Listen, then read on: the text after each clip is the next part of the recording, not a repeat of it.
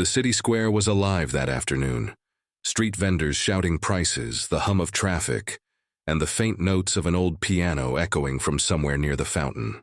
Among the crowds, a man sat cross-legged beside the instrument, wrapped in a threadbare coat, his hair gray, his eyes tired but strangely alert. Most people passed him without a glance. A few dropped coins into the open case. To them, he was just another drifter trying to survive another day. His name was Elijah Cole. He had once dreamed of stages, of orchestras, of applause. But life had other plans. Now, the piano in the square was his only connection to the person he used to be.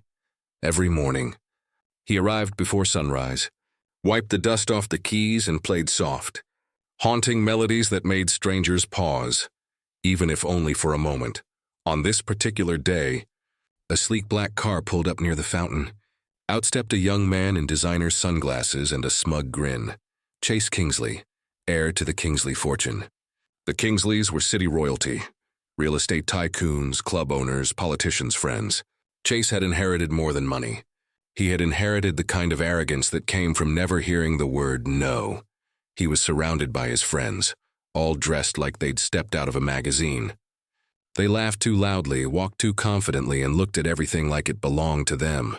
"Yo, look at this guy," one of them sneered, pointing at Elijah by the piano. "Old man thinks he's Beethoven." The group laughed. Elijah didn't flinch. He'd heard it all before. He just kept playing, eyes closed, fingers tracing the melody like it was his last prayer. Chase tilted his head, smirking. "Hey, Gramps," he called out. "You know anything other than funeral music?" Elijah opened his eyes slowly. "Music's not about noise, son," he said softly. "It's about what you feel when the noise stops." That answer, calm, confident, irritated Chase. "Oh, a philosopher too," he said, drawing closer. "Tell you what, play something that impresses me and I'll give you." He turned to his laughing friends and grinned. "My car." Laughter erupted. The car behind him gleamed like liquid midnight, the newest model of the Kingsley luxury line. Elijah looked at it for a long time, then back at the young man. "You don't mean that," he said simply. "Oh, I do," Chase said, raising his voice so the crowd nearby could hear. "Play something that doesn't make me want to take a nap. And the car's yours." Phones came out immediately. People loved a scene, and Chase loved an audience. Elijah sighed. "Be careful what you wager, boy. You might lose more than you can buy back." That only made them laugh harder. "Sure, Grandpa," Chase said, gesturing toward the piano. "Let's see what you've got." Elijah sat still for a moment. The noise of the crowd faded. The only sound he could hear was the faint ticking of his old wristwatch. Then with slow, deliberate hands he began to play. At first it was quiet, hesitant, like he was coaxing something ancient awake. But then the melody rose. Notes danced through the square like fireflies. His fingers blurred, moving faster and faster, building layers of sound that wrapped around everyone listening. The laughter stopped. The chatter died. Even the wind seemed to pause. It wasn't just music. It was emotion, regret, love, heartbreak. Everything he'd lost poured into every note. A woman near the fountain started crying. Someone whispered, "My God, he's incredible." Chase stood frozen. His smirk faded. He'd never heard anything like it. Not even at the private performances his family paid millions for. When the last note faded, there was silence. Then applause, thunderous, echoing through the square. People were filming, cheering, shouting his name. Elijah didn't bow. He just closed the piano gently, stood and said quietly, "I believe you owe me a car." The words hit Chase like a slap. His friends looked at him, waiting. The cameras were still rolling. For the first time in his life, Chase had no comeback. He forced a smile. "You know what, old man?" he said, voice tight. "You got me." "You're good." Elijah nodded once and began packing up his worn satchel. But as he turned away, Chase leaned toward one of his friends and whispered, "Find out who he is. Nobody embarrasses me." The crowd didn't hear it, but that was the moment the story stopped being about music. That was the moment it became dangerous. That night, the square was quiet again. The rain had started just after sundown, washing the chalk art and candy wrappers from the pavement, leaving behind the smell of wet asphalt and something electric in the air. like a storm still waiting to happen. Elijah sat beneath the awning of a closed cafe, his old coat pulled tight, the piano now covered with a tattered tarp. He should have felt proud, maybe even triumphant, but he didn't. He'd learned long ago that attention was dangerous, especially when it came from the rich, and Chase Kingsley wasn't the kind of man to forget public humiliation. He stared at the small wad of bills he'd earned that day, a handful of ones and fives. Enough for a meal, maybe. He tucked it away in his pocket, lit the small candle stub he kept in an empty tin can, and closed his eyes, letting the warmth steady him. That's when he heard it, the soft click of shoes approaching through the rain. Too light for police, too measured for a drunk. He turned his head slowly. A woman in a long black coat stood at the edge of the light. She had short blonde hair, sharp eyes, and that polished stillness of someone used to commanding a room. "Elijah Cole?" she asked quietly. He stiffened. "Who's asking?" She stepped closer, her umbrella tilting. "My name's Victoria Lang. I manage artists. I saw you play earlier today." He smiled faintly. "You and half the city." "Yes," she said, "and half the city is talking about you tonight. The video's gone viral. Millions of views already." Elijah's stomach twisted. "That's not good," Victoria frowned. "Not good? You could be famous by morning. People want to know who you are." He shook his head. "I've had enough fame to last me a lifetime." The words made her pause. She studied him closely. "You've played professionally before." "Once," he said, almost a whisper. "Before I lost everything that mattered." She hesitated, sensing there was more to the story, but wise enough not to pry. "Well, maybe this is your second chance." He gave a tired laugh. "Second chances don't come from viral videos, especially when the wrong man's embarrassed." At that, she tilted her head. "You mean Chase Kingsley?" He looked up sharply. "You know him?" Victoria hesitated. "Everyone in this city knows the Kingsleys. They're untouchable. Then you know why I need to disappear." "Elijah," she said gently, "you have a gift. If you walk away now, you'll regret it." But Elijah wasn't listening anymore. A black car had turned onto the street, slowing as it approached. Its headlights glared through the rain, bright as interrogation lights. Victoria turned. "That them?" Elijah didn't answer. He grabbed his satchel and rose, pulling his coat tight. "You should go," he said. "Elijah, now." He slipped into the shadows before she could reply. The car stopped by the cafe. Two men stepped out, tall, broad, dressed in black suits. Their movements were deliberate, professional. Victoria's heart thudded. Oh God. The men scanned the street, speaking into earpieces. One of them crouched beside the piano, lifted the tarp, and smirked. "Found his setup," the other said. "Boss wants him alive." For now. Victoria backed away slowly, then turned and hurried into the rain, fumbling for her phone. Her hands shook as she dialed. The next day, every major news outlet was playing the video of Elijah's performance. Headlines called him the street pianist who stunned the rich. Interviews were requested. Journalists hunted the square for him, but Elijah was gone.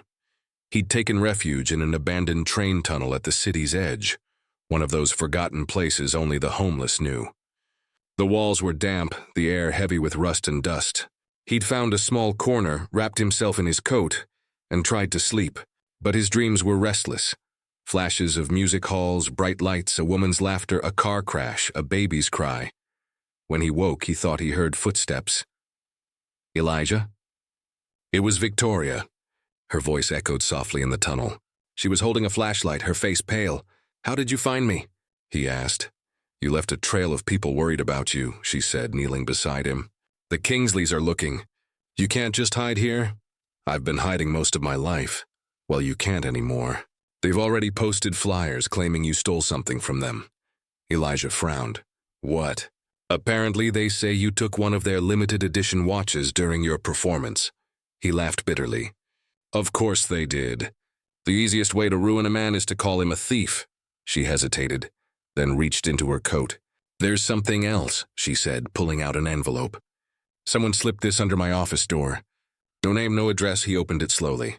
Inside was a single photo, grainy, black and white, of a young woman and a baby in a hospital bed. On the back, in neat handwriting, "You left more behind than you think." Elijah's face drained of color. "Where did you get this?" I told you, it just appeared. Elijah, who are they? He stared at the picture, his hands trembling. That's my wife. And my daughter. They died years ago. Victoria's voice softened. Then why would someone send this now? Before he could answer, a noise echoed from the tunnel entrance. Tires screeching, doors slamming. Voices. Flashlights. Elijah's instincts flared. They found us. Victoria's pulse spiked. Who? He grabbed her hand. Run! They darted deeper into the tunnel as beams of light cut through the darkness. Shouts followed. Stop him! Don't let him get away. Bullets sparked against the rails. Victoria screamed as a fragment sliced her shoulder, but Elijah pulled her along, refusing to stop. Up ahead, daylight. The tunnel opened to a storm drain near the river. He pushed her through first, then climbed out behind her, gasping. They won't stop, she panted. No, he said.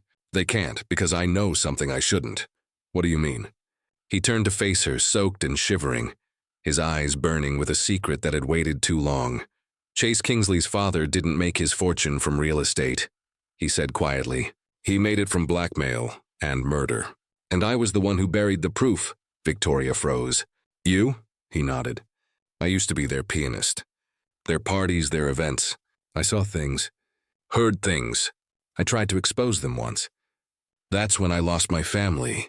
The rain came down harder, like the sky itself was listening. Victoria whispered, Then they'll kill you before you speak again. Elijah's expression hardened. Maybe, but I'm done running. The morning after the storm, the city woke to chaos. Every news channel buzzed with rumors. Mysterious homeless pianist missing after viral. Fame. The Kingsley family had issued an official statement offering $100,000 reward for information leading to the recovery of their stolen property. But everyone knew this wasn't about a watch. It was a manhunt. Elijah and Victoria hid in a rundown motel by the docks. The wallpaper peeled. The neon sign flickered through the window, and every car that passed made Elijah flinch. He hadn't slept all night. The photo of his wife and daughter lay on the table between them, a ghost of a past he couldn't escape. Victoria sat on the bed, wrapping her shoulder with gauze. So you're telling me, she said slowly, you used to work for the Kingsleys, and you have evidence that could destroy them? Elijah nodded. It was years ago, back when I still had a name that mattered. I was their private pianist, played every event, every deal celebration. I saw people come and go, judges, senators, CEOs. I heard conversations I was never supposed to hear. He leaned forward, eyes dark with memory. There was one night, Chase's father, Malcolm Kingsley, was drunk. He was bragging about a deal that would clean the books forever. A few days later, a journalist who was investigating them died in a supposed car accident. I found the files that journalist had been collecting. Photos, recordings, everything. I kept copies hidden. When I tried to hand them to the police, he stopped, his jaw tightening. My wife and daughter's car went off a bridge. Victoria's voice trembled. You think I don't think, he said coldly. I know. The silence that followed was heavy. Rain ticked against the window like a metronome marking time for the dead. Victoria whispered, Then we have to get those files. Elijah looked up sharply. They're gone, she frowned. Gone? He nodded. I hid them in a locker at the old train station years ago. When the station closed, they sealed everything off. But maybe... He paused, something flickering behind his eyes. Maybe it's still there, Victoria stood. Then that's where we go. He hesitated. It's dangerous. They'll be watching every route out of the city. She gave a small, defiant smile. I didn't come this far to run. They left just before dawn, moving through back alleys and side streets. Elijah wearing a cap pulled low, Victoria bundled in an oversized coat. The city was waking, buses rumbling, street vendors setting up, sirens echoing far off, but to them it felt like every sound carried a warning. At the edge of the old district, the train station loomed like a ghost, boarded windows, graffiti. The clock tower frozen at 3:17, Elijah stared up at it. Haven't been here in 15 years. They slipped inside through a broken side door. Dust motes hung in the air, swirling through the light that cut from cracks in the roof. Their footsteps echoed on marble floors once meant for elegance. The locker room was in the basement. Rusted rows of metal doors lined the walls, each marked with faded numbers. Elijah's hands trembled as he found the one. Locker 173. He knelt, pried at the corroded lock with a screwdriver. It snapped open with a groan. Inside, wrapped in a yellowed envelope, was a flash drive. He held it up. "It's still here," Victoria smiled faintly. "Then let's end this." But before they could move, a voice echoed behind them. "Touch that drive and it'll be the last thing you ever do." They froze. Chase Kingsley stood at the doorway, flanked by two men in black suits. His designer shoes crunched on broken glass as he stepped forward, that same mocking smile curling his lips. "I have to admit," he said, "you've got guts, old man. Most people disappear when my family tells them to." Elijah stood slowly, the drive in his hand. "Your father destroyed my life," Chase shrugged. "Collateral damage. He built an empire. People die when you build empires." Victoria stepped in front of Elijah. "So you kill anyone who threatens your image?" Chase smirked. "Not anyone. Just the ones who think truth matters more than money." He nodded to his men. "Take it." Elijah looked down at the drive, then back at Chase. "You think I didn't plan for this?" Chase frowned. "What?" Before he could finish, Elijah smiled. The kind of smile that meant something was already in motion. "You should have checked the Wi-Fi, Chase. It's uploading right now." Victoria's eyes widened. "You, cloud backup," Elijah said quietly. "Every file, every recording. I started it the moment we entered this station." Chase's smirk vanished. "You're bluffing." Elijah tilted his head. "Am I?" The bodyguards moved fast. Elijah faster. He hurled the screwdriver at a light fixture, plunging the room into flickering darkness. Shouts filled the air. Victoria ducked as one of the men lunged, swinging wildly. Elijah grabbed a rusted pipe from the floor and swung hard, catching the man in the side. The other guard tackled him, sending the flash drive skittering across the floor. Chase lunged for it, but Victoria kicked it away, sending it under a locker. "Run!" she yelled. Elijah shoved the guard off and grabbed her hand. They sprinted through the corridors as gunfire echoed behind them. At the far end of the station, sunlight streamed through the shattered doors. They burst outside, racing across the cracked pavement toward the street. Tires screeched. A black SUV cut them off, another Kingsley car. They turned the other way, but a motorcycle roared into view, its rider wearing a hood. For a moment, Elijah thought it was another one of them, until the rider shouted, "Get on!" Victoria hesitated. "Who? Trust him," Elijah said. They climbed on, clinging tightly as the bike tore through the streets. Behind them, shouts and engines thundered. When they finally stopped, they were on a cliff overlooking the ocean. The rider pulled off his helmet, a young man, maybe 20, with dark skin and sharp eyes. "Elijah Cole," he said. "My mother told me if I ever found you, to help you." Elijah blinked. "Who's your mother?" The young man smiled. "Her name was Leah Cole." Elijah's breath caught. "Leah, my daughter?" The young man nodded. "She didn't die that night. Your wife got me out before the car went off the bridge. She told me to find you if the Kingsleys ever came for the truth." Tears filled Elijah's eyes as he reached for him, disbelief and joy colliding all at once. "My God, all these years!" The young man, now trembling himself, handed him a small device. "Your upload finished. The files are live. The world's already seen what they did." Far below, the sound of sirens grew louder. Police cruisers flooded the Kingsley estate on the opposite side of town. Helicopters circled. Victoria watched it unfold, her voice quiet. "You did it." Elijah nodded, his voice breaking. "We did it." The sun broke through the clouds, golden and soft, lighting the waves below. For the first time in years, he felt something he'd thought was gone forever. Peace. He turned to his daughter's son. "What's your name?" "Micah," the boy said. Elijah smiled faintly. "Then maybe it's time the world heard the music of the Coles again."